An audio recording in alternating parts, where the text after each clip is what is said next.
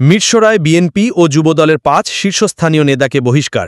দেশ প্রত্যাখ্যান করে আজ বুধবার দুপুরে মিরসরাই উপজেলা সদরে বিক্ষোভ মিছিল করেছে বিএনপি ও অঙ্গ সংগঠনের নেতাকর্মীরা। বিস্তারিত দেখুন নূর হোসেন মিয়ার পাঠানো তথ্য ও ভিডিও চিত্রে।